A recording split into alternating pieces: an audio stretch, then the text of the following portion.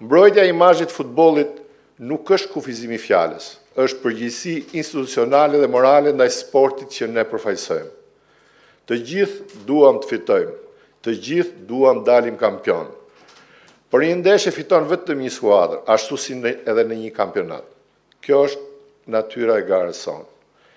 Ne I zhvillojmë këto garë në një realitet jo të lehtë, me infrastrukturë ende të paplot, me burime financiare të kufizuara dhe me një ekonomi që ka sfidat e saj.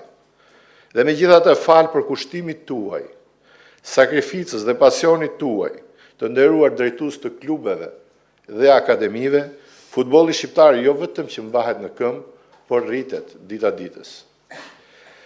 Prandaj dua të ritheksoj edhe një herë një çështje shumë thelbësore, zoti ministër, nevojën jetike për miratimin e ligjit të sponsorizimit. Ky ligj nuk është privilegj për sportin, është një instrument zhvillimi.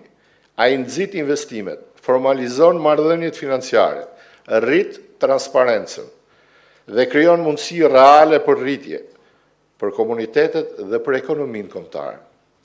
Miratimi I tij do të ishte një hap strategjik për t'i dhënë sportit një bazë më të qëndrueshme financiare dhe për të shumëfishuar ndikimin pozitiv që futbolli dhe aktivitetet sportive sjellin në shoqëri. Ne kemi punuar intensivisht për përmirësimin e infrastrukturës. Në 4 vitet e fundit janë investuar 16 milion e 503.145 euro në projekte infrastrukturore, nga të ardhurat tona, nga mbështetja e FIFA-s dhe UEFA-s, si dhe nga bashkëpunimi me bashki, klube, akademi e qeveri. Si rezultat janë ndërtuar 40 fusha të reja dhe janë rikonstruktuar apo janë në proces rikonstruktimi 7 stadiume në tërë vendin. Këto janë investime konkrete të prekshme që mbeten si asete për brezat e ardhshëm. Por duhet ta themi qartë, përpjekjet tona, burimet tona financiare dhe kapacitetet tona organizative nuk mund të jenë kurrë të mjaftueshme për të ndërtuar një infrastrukturë moderne kombëtare, pa një mbështetje të gjerë institucionale. Sporti dhe futbolli duhet të trajtohen si prioritet publik. Dhe këtu roli I qeverisë shqiptare është vërtet thelbësor.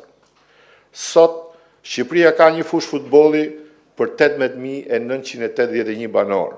Mesatare europiane është një fushë futbolli për 3.800 banor. Ky hendek është I madh dhe nuk mund të mbyllet me iniciativa të fragmentuara. Ai kërkon një strategji kombëtare për sportin të koordinuar, afatgjatë dhe në mënyrë të qëndrueshme. Ne do të vazhdojmë të bëjmë maksimumin ton përmes punës së përbashkët, për kushtimit dhe rritjes së besueshmërisë së institucionit ton, për të fituar këtë mbështetje dhe për ta kthyer zhvillimin e infrastrukturës në një prioritet kombëtar, sepse infrastruktura nuk është luks, është themeli mbi të cilën ndërtohet e ardhmja e futbollit shqiptar.